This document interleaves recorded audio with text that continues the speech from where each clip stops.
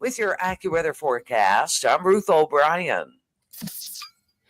From local sports to national newsmakers, this is the show everybody is talking about. Live from the Granite State, it's Mike and the Hoss on the Pulse of New Hampshire. Good morning and welcome to the Mike and the Hoss Show, powered by the MM Shop on the Pulse of New Hampshire. I'm Mike Danae, and alongside Charlie Hossack, we are Mike and the Hoss. Before we get to it, gentlemen, how we doing? Dog back in studio? Charlie in the room next door? I am. I'm doing great. It's summertime, some summertime. So when it feels like summer, it's a Saturday with the sun is out. It's warm. It's feeling really nice, and I'm excited to get my kind of the summer kickoff this weekend. And I know you got some plans, Mike, right? A little bit later for yourself. Yes, we're going to go on the boat for the first time this year. This is the first Saturday we haven't had rain in months. Yeah. So we're taking advantage of it. You know, we're in Wolfboro, and it's you could feel the summer vibe already. And it's the first day that we've really been able to feel it. Before we even get started, I'm going to kind of open up the phone lines right now, 603-228-2080, because we want to talk Devers. You know, that's been the topic this week, and we want to hear what people have to say. It's the topic of our poll question, what Dog is going to give a little while, and we want to hear what people are thinking about the Devers trade. Because, you know, Charlie, you and I are standing one way. We don't really know how Dog is, but I think the tide is definitely turning away from Devers on this, but it is still a hot topic this week, especially with the Red Sox playing the Giants right now. And this afternoon, 3:05 pregame, 4:05 first pitch. They are in San Francisco. Devers is going to be DH. The Sox are winning games, so It's kind of exciting. You can hear that on the Pulse of New Hampshire today. Awesome. Hey, Dog, how was I know you've been busy this week with Laconia Bike Week, and you're moving into market days. How are you holding up?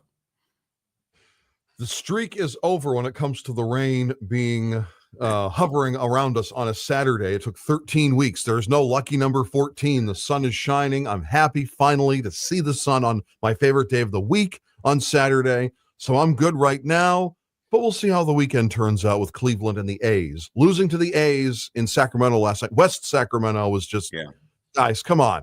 They're starting to, the June swoon is starting to get to Cleveland right now. Yeah.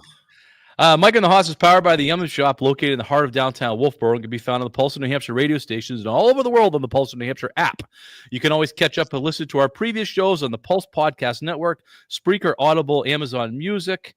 The MM Shop has over 100 varieties of fresh baked goods, including 6 different types of bread and a full-service ice cream bar. And, of course, their most famous item, the gingerbread cookie. Make sure to visit the MM Shop the next time you're in Wolfboro or online at yummishop.com. While you're there, enter the discount code of Mike and the Hoss to receive 20% off your Gingy box. You could join our conversation, 603-228-2080.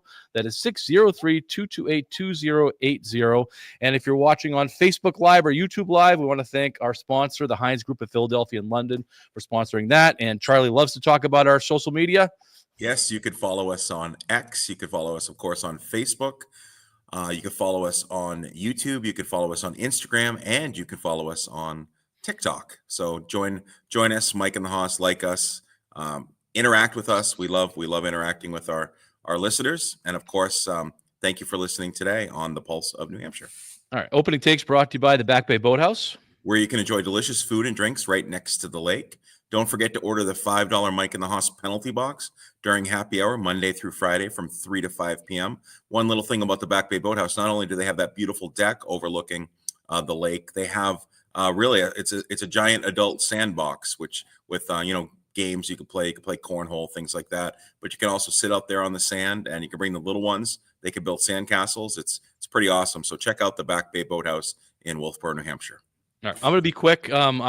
I mentioned at the beginning the Devers trade has dominated the local and some national media too since it happened on Sunday. We talked about it yesterday on our podcast, Overtime with Mike and the Hoss, and it's a story that doesn't seem to want to go away.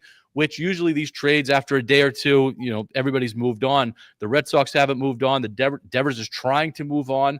We really want to hear what everybody has to stay out there. I don't think it's 50-50 at this point. I think it was 50-50 when it started.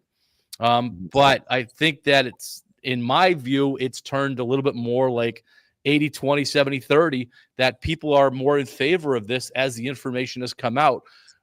about Devers and what his behaviors were like in the clubhouse, around the team, and the fact that none of his teammates, besides Tristan Cassis, who's in Florida somewhere, but none of his teammates have come out to support Rafael Devers.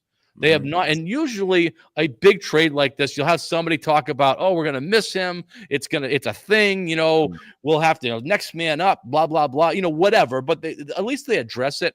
That hasn't happened. The Red Sox have stayed silent. They were playing well before the Devers trade. They're playing well now. Yes. So you can't really say that they got a bump from it. You had mentioned, Charlie, you think that, you're more in for it. I think you said you're for this. I am leaning that way. I am for this. I didn't like the timing of it happening right after a sweep of the Yankees, but I am curious to hear what the public has to say about the Devers trade besides us. 603-228-2080. Please give us a call and let us know how you feel about Devers.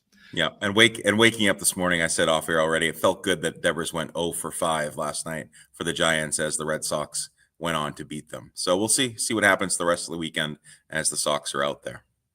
All right, let's go right to yours, Charlie. Hopefully we get a few calls and understand how people are thinking about Devers, and it's going to be the topic of our poll question, which we'll give before we go to break. Absolutely. That's 603-228-2080, 603-228-2080. My opening take has to be that the WNBA has a new hero, and her name is Sophie Cunningham. If you haven't been watching the WNBA, or you haven't heard about this, one of the things that Mike and I are talking about all the time is that the WNBA revolves around Caitlin Clark. Now, I got a little distracted here. Dog is flashing. If you're watching our live stream on YouTube or Facebook, he is putting up some pictures of Sophie Cunningham. So if you don't know what Sophie looks like, you could check out the live stream. If you're in the car now listening on the radio, check it out later on Facebook or YouTube to see who Sophie Cunningham is. The incident happened the other day. It was the Indiana Fever. Sophie Cunningham plays for the Indiana Fever, and it was versus the Connecticut Sun. Caitlin Clark was poked in the eye by J.C. Sheldon from the Connecticut Sun, and then there was a little bit of a scuffle, and kind of things settled down. But in the final minute of the game, Sophie Cunningham retaliated. She delivered a really hard foul on J.C. Sheldon, really taking her to the ground. This sparked another scuffle and the ejection of Cunningham, Sheldon, and Suns player Lindsey Allen. This is exactly what Caitlin Clark needs. In order for the WNBA to be successful, we need Caitlin Clark playing. We saw that when she was out for a couple weeks, how ratings dipped. Everything dipped, the attendance dipped. It was just without Caitlin Clark, the WNBA is really essentially a flop. Well, the public reaction to Cunningham, Sophie Cunningham, it was just praised by fans, commentators, a display of loyalty and protection of Caitlin Clark, exactly what Caitlin Clark needs. Sophie, by the way, I think this is super cool. She's a 6-year WNBA veteran, but she has a black belt in Taekwondo. She's feisty, she's fierce. And Caitlin Clark came out and said, whatever fines you're going to get, Caitlin Clark's going to take care of him. Said, I'll take care of him. Thank you for having my back. Thank you for protecting me. Sophie Cunningham is the new enforcer. And I love this for the Indiana Fever. And she's going to protect Caitlin Clark. This is exactly what they need. You have bozos like Angel Reese talking about how she feels like she should be paid like NBA players. And you're taking out any opportunity. If you injure Caitlin Clark and Caitlin Clark isn't playing, you're not going to even be getting paid what you're currently getting paid, because nobody is going to be interested in the WNBA. So Sophie Cunningham, in my opinion, is a hero, and I'm looking forward to seeing more Sophie Cunningham protecting the franchise, really protecting the franchise of the WNBA, Caitlin Clark. How do you guys feel about Sophie? I think her profile in the last week has exploded. Her Instagram views have exploded. She is obviously, if you were watching our Facebook Live, you'll understand why those things have exploded. She's very attractive, and sex sells. The WNBA needs to capitalize on this, just like the women's golf capitalized on Paige Spiranac, or tennis capitalized on Anna Kournikova. This stuff sells. And they have now she's just not a regular player. She's a very solid player. Yep. She's interesting, and she's really pretty, and she has a a model profile that's now out there.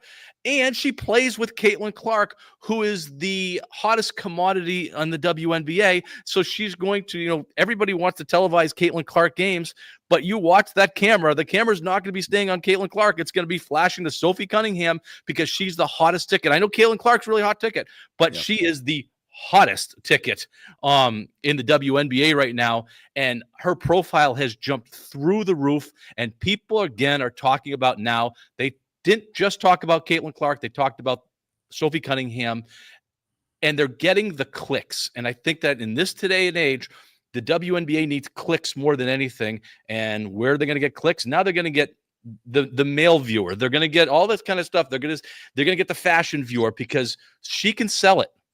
And there's not many of the WNBA that can sell it. This is not to be insulting. So I'm not even going to go there. I'm not going to go there.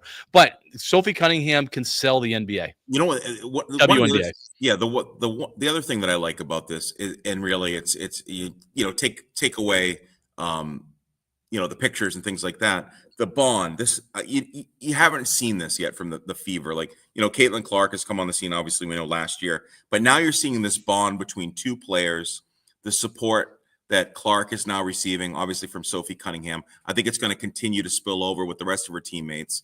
The attention that this brought, not only to the Fever, but to the WNBA is huge. And you kind of have the camaraderie and the loyalty. And if they can kind of build on this, can you imagine? This could be the dynamic duo. You probably saw some of the social media. They have Sophie Cunningham as Robin to Caitlin Clark as Batman.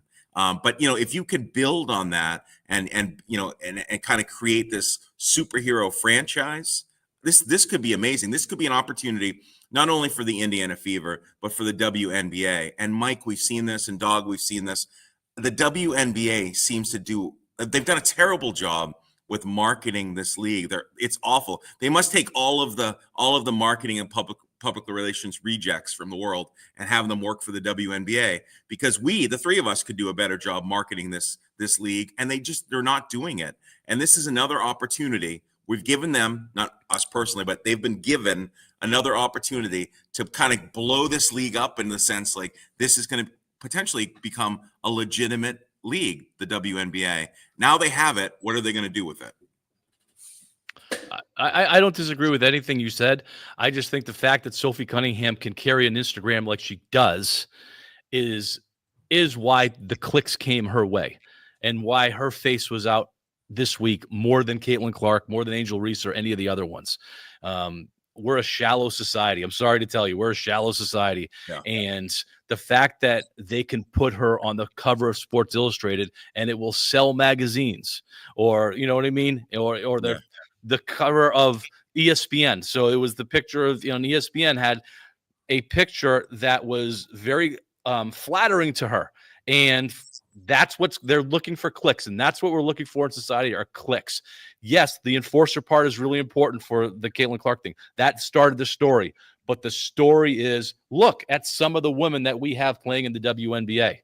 It is. And we're a shallow society. And I think that's the WNBA. And I'm not saying that in a negative way, that the WNBA needs to capitalize on that part too. Right.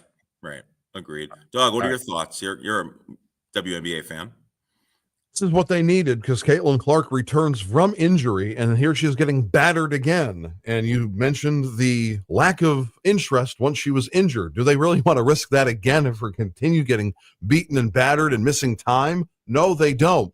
Having Sophie Cunningham, a seasoned NBA veteran, as you both mentioned, thank goodness the Phoenix Mercury waived her so that she could go to the Indiana Fever and now become a teammate of Caitlin Clark's and the new enforcer, to have her back, because that's what she was lacking last year and up until her injury, which was not because she got fouled, but it was just a quad injury. And it happens when you run back and forth. It just happens.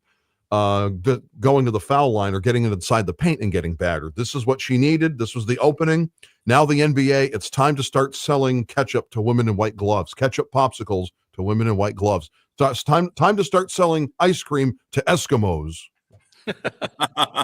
603-228-2080. Before we go to break, I know we're way over. Dog, can you do our poll question for this week? We could talk about last week's later. Yes. Do you agree of the Red Sox trading Rafael Devers? Yes or no? All right. We'll be right back with 400 win retired coach Chip Skelly. We're going to talk about pitching. And if you're having trouble hearing us, listen anytime, anywhere. Just ask your smart device to play the Pulse of NH. Hi, I'm Dennis Roberts Jr., owner of Hillsborough Ford and Hillsborough Chrysler Dodge Jeep Ram. Why do people choose to come to Hillsborough Ford and Hillsborough Chrysler Dodge Jeep Ram? Because of our people, because of being in Hillsborough, and because we care. Our people make Hillsborough Ford and Hillsborough Chrysler Dodge Jeep Ram who we are, and our fantastic customers that continue to support us every time they come back. And we do our absolute best every time to make sure every customer wants to come back. Being in Hillsborough, New Hampshire also makes us appreciate every customer. We're not in an area where we have a revolving door of customers. We appreciate every single person that comes in and gives us the opportunity to earn their business. To make sure we're supporting our customers, you can see our incredible pricing online at hillsboroughford.com or hillsboroughcdjr.com. That's short for Chrysler Dodge Jeep Ram. We do our absolute best to make sure we're the lowest price you can find, and we support that with incredible pricing and award-winning customer satisfaction. So head to the hills, Hillsborough Ford and Hillsborough Chrysler Dodge Jeep Ram today, right here in historic Hillsborough, New Hampshire. Attention homeowners, do you have missing, torn, or curled shingles, or maybe finding pieces of shingles on the ground? These are signs that your roof may need replacement. Your roof is key to your investment of your home, so you are going to want a reliable and experienced roofing company to install a new roof. You are going to want New Heights Roofing.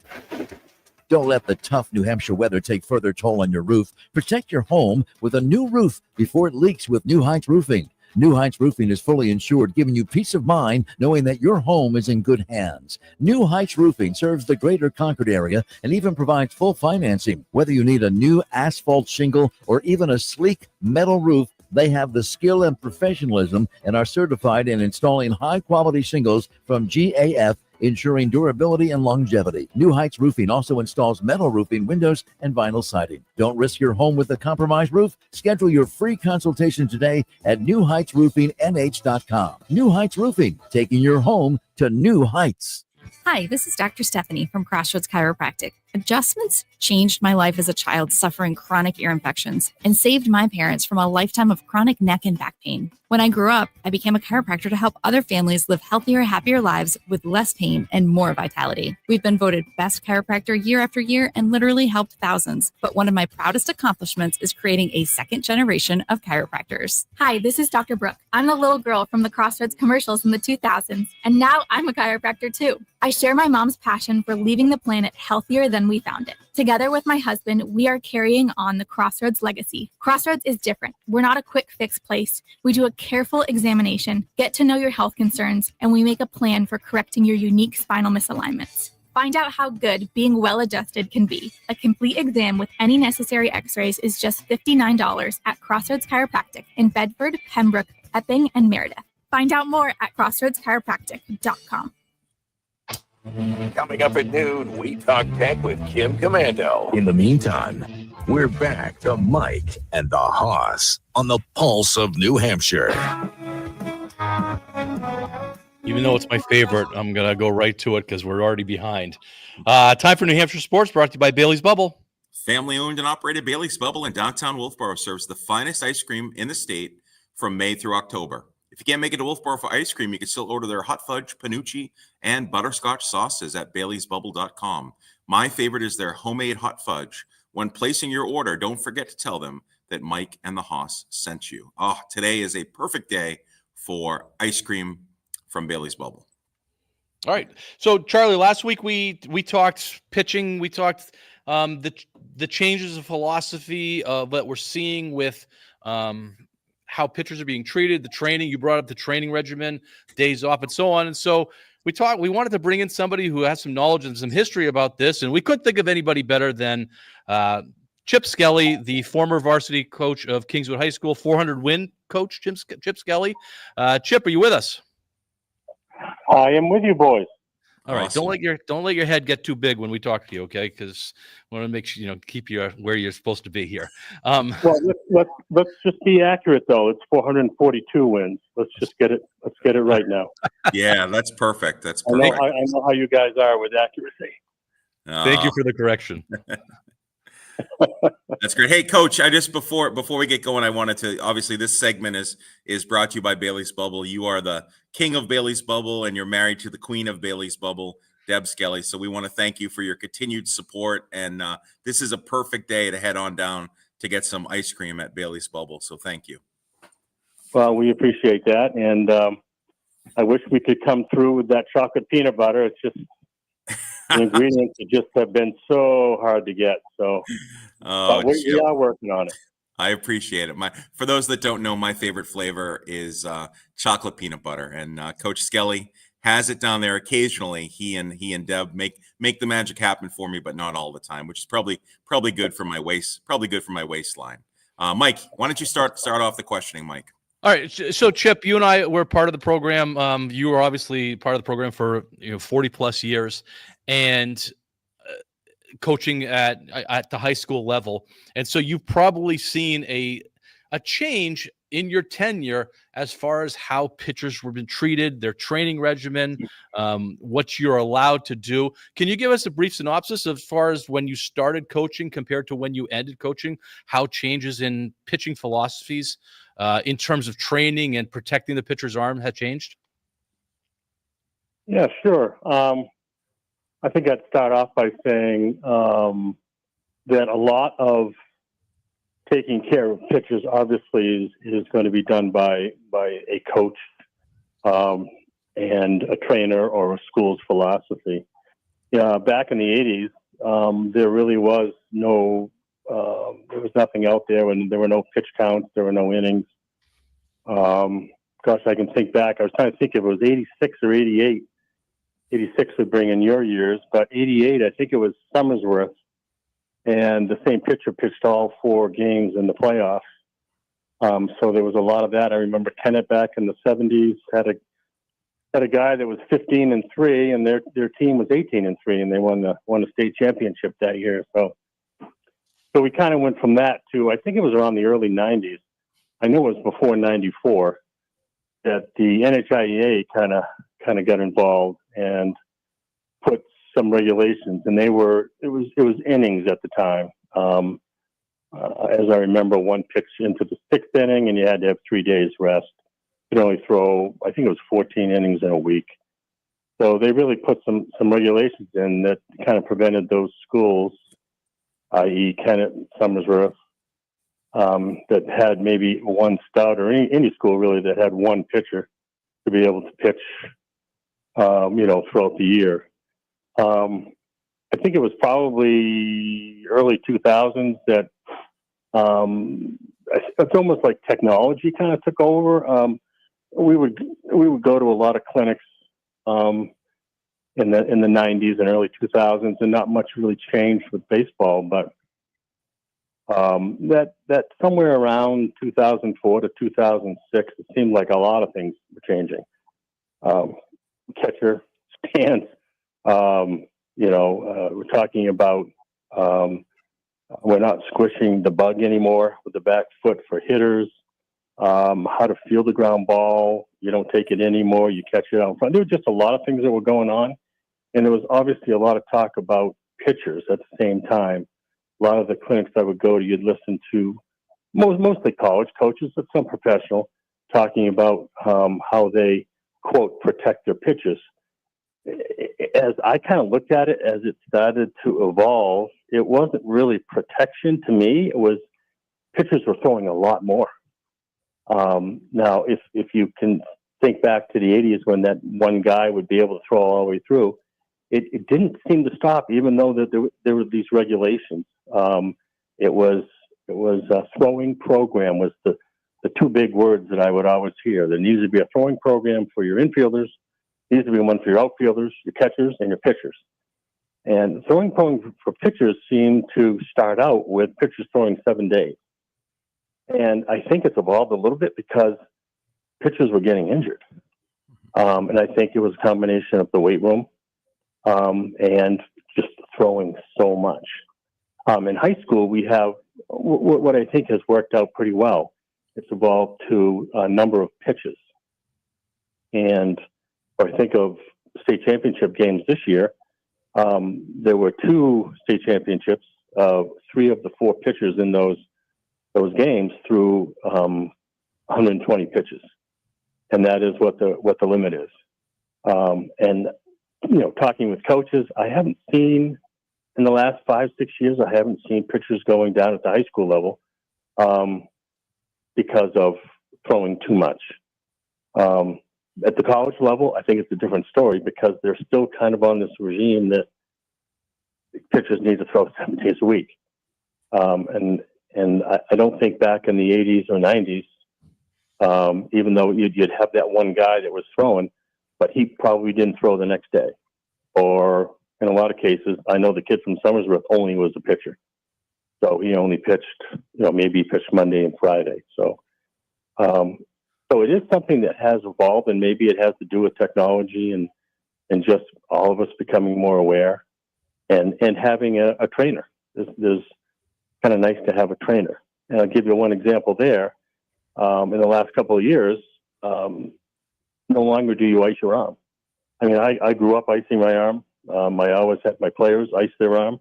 Well, no longer do you ice your arm, according to trainer. It all has to do with bands and stretching and that kind of stuff. So it still Coach, is evolving as we go forward. Coach, thinking back to the early '80s and compared to when you retired a few years ago, with the advent of all that training and protection, are the arms stronger now than they were back in the early '80s, or do you think that they're about the same? Or how would you compare the arms of, let's say, your '84, '85 teams, when the pitching rules weren't there, compared to your 2020 teams? Well, in the 80s, Kingswood didn't have a weight room, and I'd say most schools didn't have a weight room. So the kid himself, as a player, when you looked at players, players are a lot bigger now. Yeah, but I'm sorry. So, I'm just talking about arm strength, like live arms. Yeah. Yes. So I would say there is a lot more live arms today than there was back then. But I think that has to do with, just kids coming up and they're just stronger. They're just bigger and stronger kids.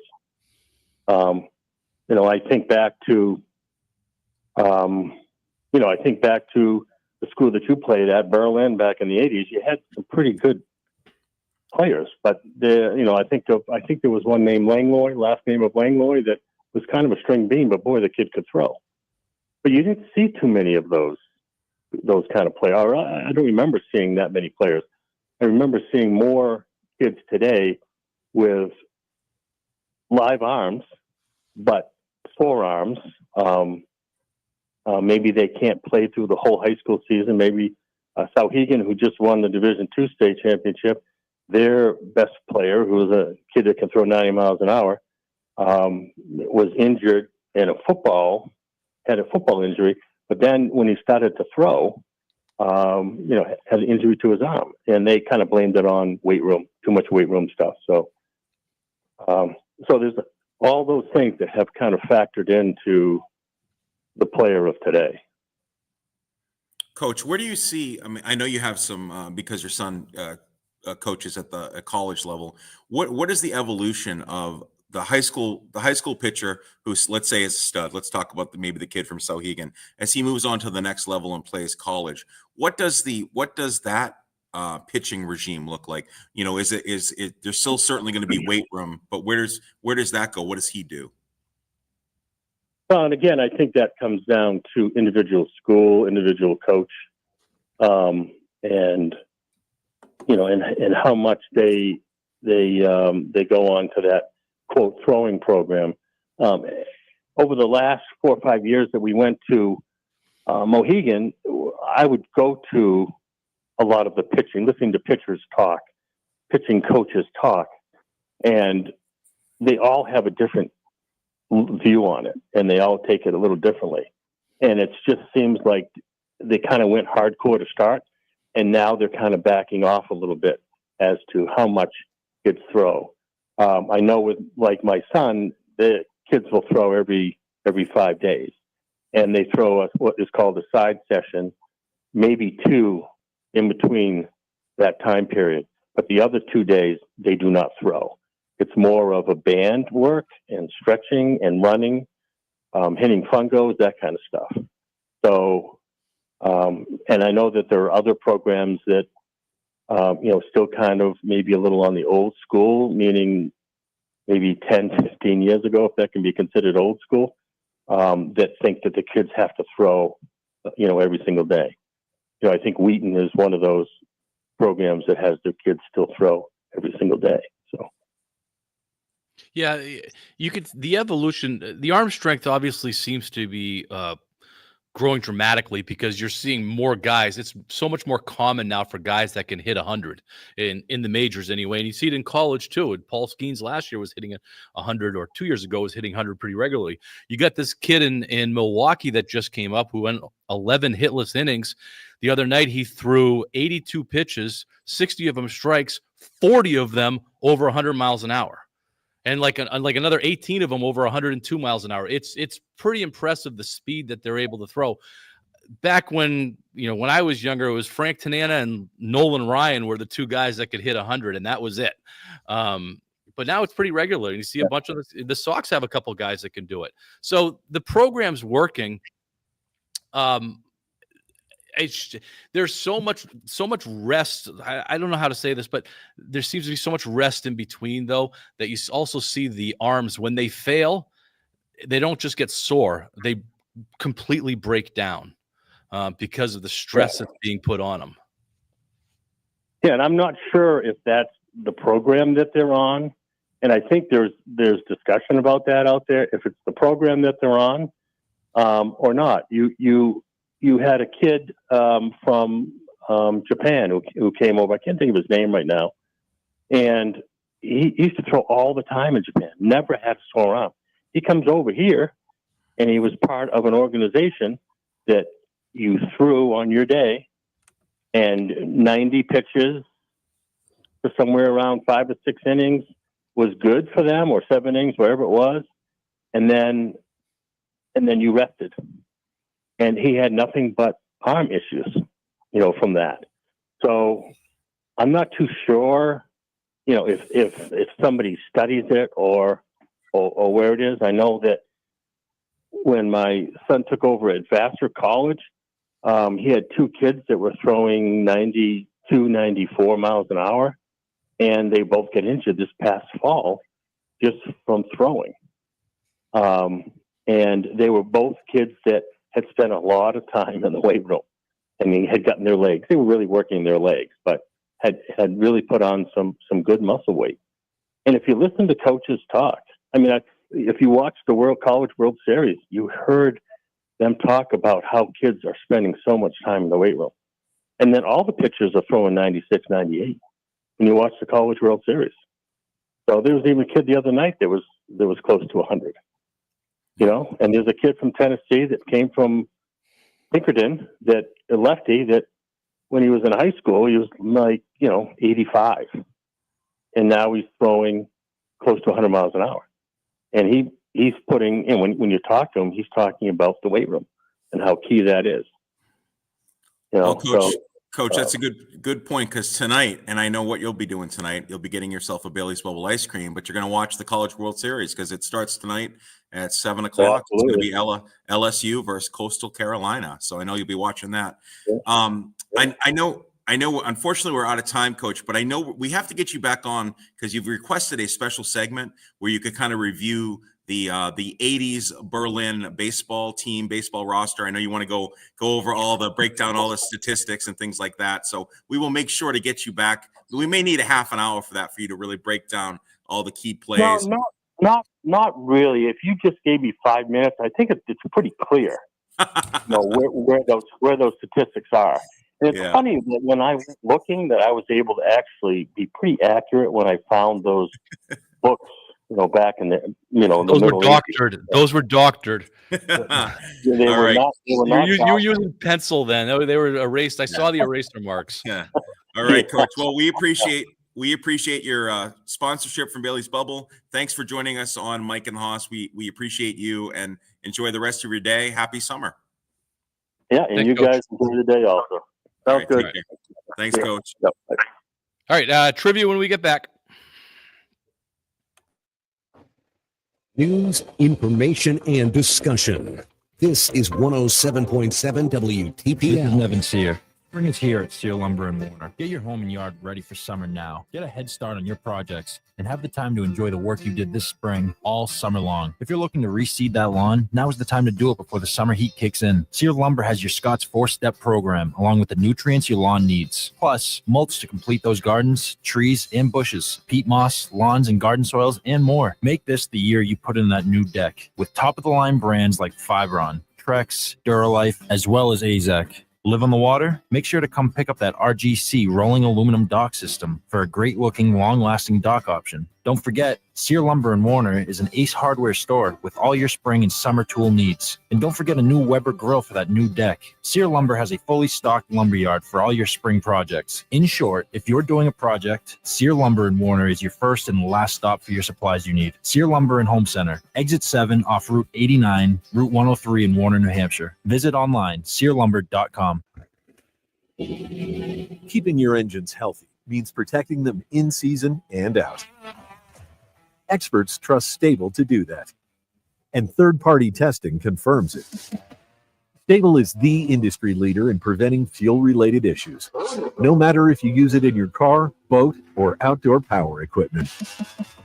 In season or out, at every fill-up or when you store, start with Stable. Find what you love, love what you find. A Total Wine and More. There's so much waiting for you. Spirits and beer, thousands of wines. Guides in the know and prices so low. It just might blow your mind. You're gonna find what you love and love what you find. With curbside pickup and delivery available, you'll always find what you love only at Total Wine and More. Drink responsibly, B21. Progressive knows if you have to choose between everyday life and your boat, boat wins. What are you going to do? Take the boat out for a spin or go mail something? Are we cleaning the patio or taking the boat out fishing? Are we skipping that eye exam to go sailing?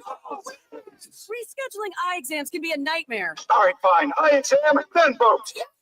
With Progressive, you can bundle your boat with your home or auto and save with a discount and spend more time enjoying those savings on your boat. Progressive Casualty Insurance Company, affiliates, and other insurers. Not available in all states and situations. Hi, I'm Colonel Mark Hall of the New Hampshire State Police. Tune in every Thursday morning at 9:20 for your New Hampshire State Police segment on Good Morning New Hampshire with Jack on the Pulse of New Hampshire to learn about what we do for public safety in New Hampshire. Jason LaCroix here from AutoFair. Our team is proud to sponsor your New Hampshire State Police segment on Good Morning New Hampshire. We believe it is important for the community to know more about the men and women who work on the front lines of public safety. Tune in each Thursday morning at 9:20 for your New Hampshire State Police segment brought to you by the team at AutoFair. Get in touch with the show anytime at thepulseofnh.com and on the free to download Pulse of NH app. Now, back to Mike and the Haas on the Pulse of New Hampshire.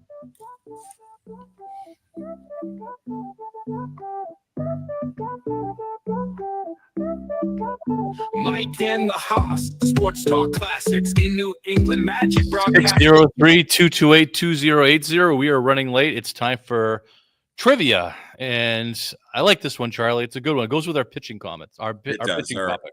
Exactly. All right. And once again, trivia this week is sponsored by Bailey's Bubble. You heard from the king of Bailey's Bubble, Chip Skelly, in the last segment.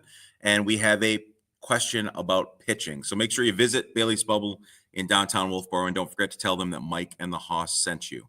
What Major League Baseball pitcher holds the record for most career complete games? What Major League Baseball pitcher holds the record for most career complete games? If you know give the number, Charlie. How many complete games? 749.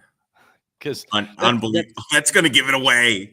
No, it's not. Unbelievable. Yeah. That is such a crazy number when you think of today's age that, you know, if the Red Sox have 3 complete games in a season. Yeah. In a season as a team, a season, that would be a lot. Yeah. So the number, Mike, the number is 603-228-2080, 603-228-2080. Dog, what do you got there? Steve Carlton would have like 25 by the All-Star break. Yeah. It's just a different world. Hey, Dog, we already did the poll question for this week. What was last week's results? Should the WNBA players be paid as much or more than NBA players? And it was, again, unbelievable response, by the way, especially on Facebook. On X, it was 80% no, 20% yes. And then on Facebook, it was 99% no, 1% yes. Wow. Yeah, I saw people, and I know you hate this dog, but they like to comment on this one. We're asking yes or no questions, but we're getting yes and no's with explanations about why they're saying way. yes or no. Yeah. Yeah. Well, So- we appreciate that. I'm dog not Absolutely. so much, but I like it. They're like, I like when they explain their reasons. So feel free. You don't just have to write yes or no. Go ahead and explain it. But it'll be interesting. And I looked. You'll have your day. You'll have your day. I'm just going to let you know on a little secret. Dog has already posted this week's on X and Facebook, and I just took a quick glance, and people are responding, so it'll be good. Was the Rafael Devers trade a good thing? Yes or no? So 603-228-2080 if you want to call in and give us your opinion on the Rafael Devers trade or the answer to Charlie's trivia question. We're going to go right back to break, and then we'll be back with some Red Sox talk. 7.7 WTPL, the pulse of New Hampshire. Hi, I'm Dennis Roberts Jr., owner of Hillsborough Ford and Hillsborough Chrysler Dodge Jeep Ram. Why do people choose to come to Hillsborough Ford and Hillsborough Chrysler Dodge Jeep Ram? Because of our people, because of being in Hillsborough, and because we care. Our people make Hillsborough Ford and Hillsborough Chrysler Dodge Jeep Ram who we are, and our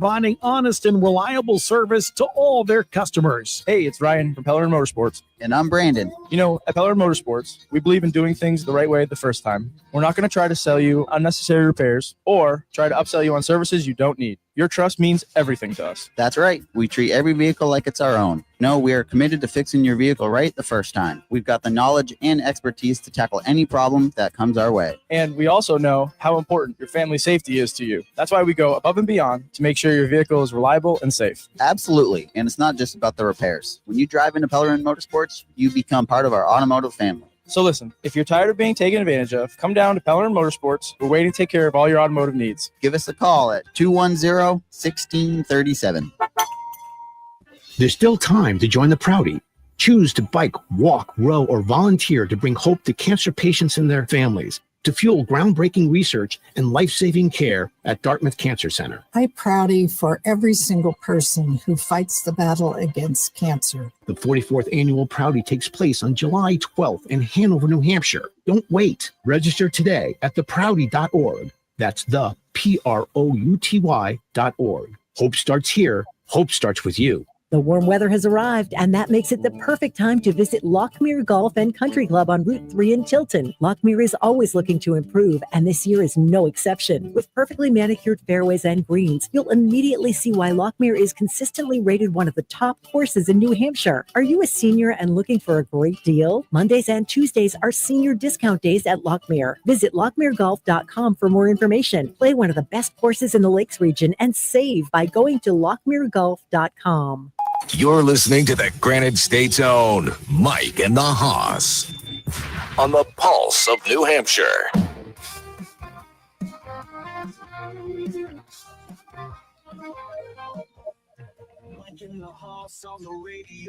If you're watching on our live simulcast, you'll see that Dog has ditched the whiteboard and he's just scrolling Sophie Cunningham Instagram posts, which are is going to jack up our views, Dog. So we really do appreciate that.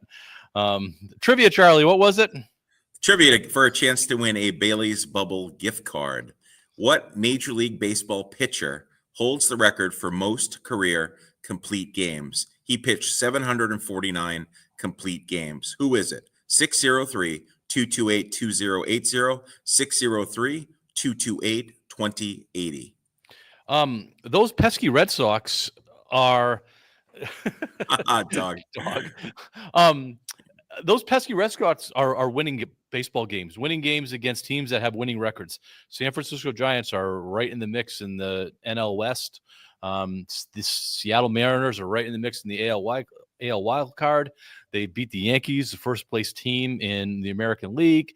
And before that, they beat Tampa Bay. And then they beat the Yankees before that. They are playing very good baseball. I take that back. They are playing much better baseball than they were before. Where do you see, if you're going to point to a reason why the Red Sox are playing as much as better as they are, where would you go with that, Charlie? I think it started. I mean, we can't throw it at Devers right now because they were playing good baseball before Devers was traded. I think it has to do with the young kids. They kind of just bringing up the young kids, having them on the Red Sox. I understand that Christian Campbell has been sent back down, but I think invigorated the team. I think there was a little more excitement. I know there was for us, Mike, around the fact that we wanted to see some of the prospects being brought up and playing. And I just think overall, the pitching has been huge in the sense that they've gone deeper into games. I mean, we talked about pitching with Coach Skelly. We talked about it last week as well. But our starting pitchers are able to pitch more than 3 or 4 innings, and they're going deeper into these games and kind of saving some pitching. Crochet, obviously, went the 9 innings. Just about 8.1 innings. The last time he was out. So I think pitching has a lot to do with it as well. We can't say it's hitting because they haven't been hitting the ball. They've been winning, but they haven't been hitting, which it's because of the pitching. What are your thoughts? Well, they hit last night. Yeah, they beat San Francisco last night. It was Raffaello who had the big game, 3 hits, a home run. That's 430 feet, something like that. I didn't think he had that kind of juice. Yeah. They haven't been getting the playing. I mean, Marcelo Mayers had some big hits. He plays a great infield. Sure. Roman Anthony has not been hitting. He has a total of 3 hits in his Major League Baseball career. He's still batting under 100, so you can't say that he's really hitting. No. But I do think that there's an emotional spark that came. We've been waiting for these guys, and the club has been selling these guys for 4 years, 3 and 4 years. Yeah. Wait till the kids come up. And now they're finally here, and I think people are excited to see them. These are very exciting players to watch. Jaron Duran is an exciting player to watch. Raffaella is a good player to watch. I wouldn't call him exciting, but Marcelo Mayer is a stud, and Roman Anthony is a stud based on their pedigree. Roman Anthony is the #1 prospect in baseball. Yeah. So, there's a lot of excitement through that, but it's pitching. And it seems to be a philosophy change. We talked about this yesterday with Overtime with Mike and the Haas, that the philosophy for not just the pitching, they seem to be throwing the ball harder more often. It's not as much curveballs and stuff like that. So, which was probably allowing them to go deeper into the games. But even Cora's managing. Cora played for 1 run the other night. Yeah, he played for he bunted a guy over, and they hadn't done things like that. They're striking out less. Yeah. So there seems to be a philosophical change in either the organization, the players, or Alex Cora. And it doesn't matter which one it came from. I think I would rather have it come from the organization. So, it's top down and everybody's on the same page. But there just seems to be a shift in how they're playing. They're playing better defense. They had 1 error last night. I think they went through all of Seattle without any errors.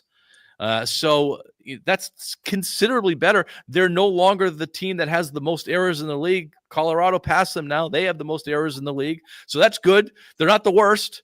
So things are improving like that. But they just seems to be – can this be sustainable? Can the pitching get them to where they need to go?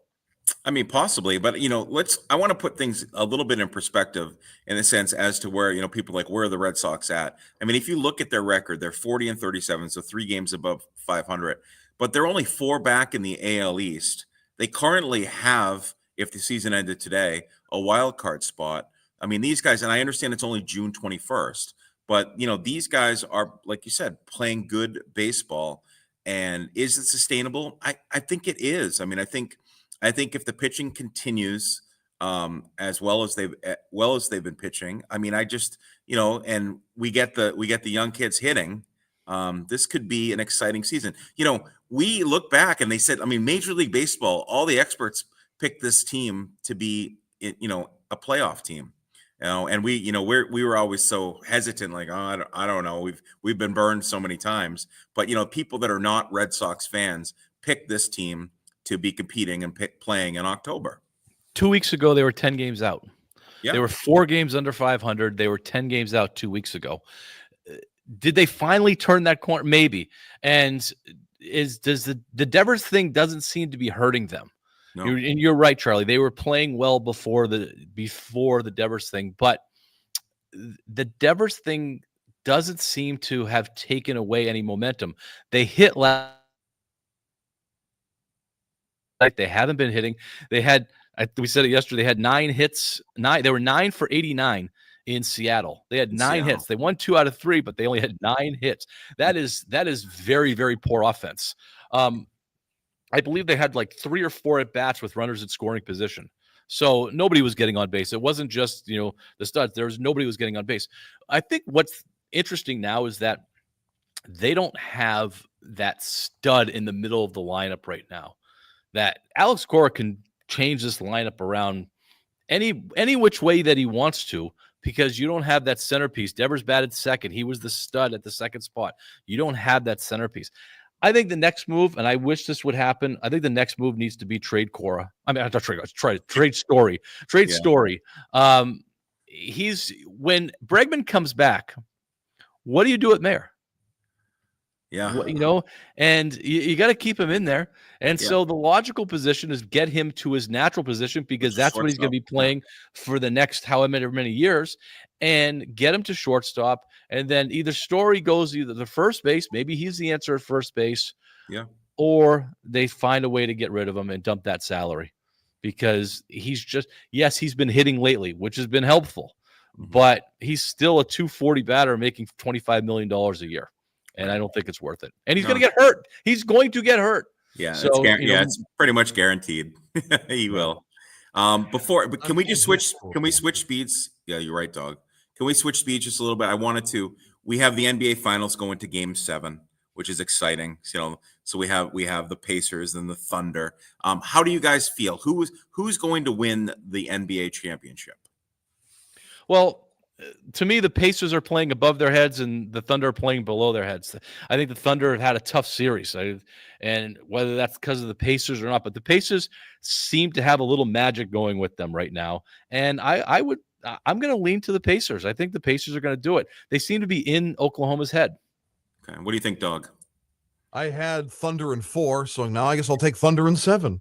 I don't think they'll be Thunder in 8, so I just kind of this is it. There is no tomorrow after tomorrow at 8 p.m.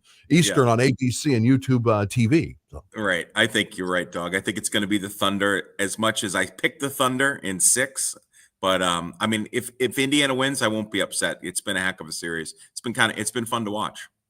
Who are we rooting for? Who are we rooting for, though? At this point, I'm rooting for Indiana. I'm rooting for Indiana. For Indiana. Yes. Cleveland guy. I did not appreciate what the Pacers did to the Cavaliers. I can't get mad at it, though, because, again, Ernie Johnson said, don't look now. This was before he was on the Dan Le Batard show, before the NBA playoffs started. He said, watch out for Indiana, and no one believed him. Huh. Hey, the answer to the trivia question? What MLB pitcher holds the record for most career complete games? It is Cy Young. Yep, Cy Young is the answer. All right. Red Sox on the pulse at 4:05 today at San Francisco. Have a great week, everybody. We'll see you next week.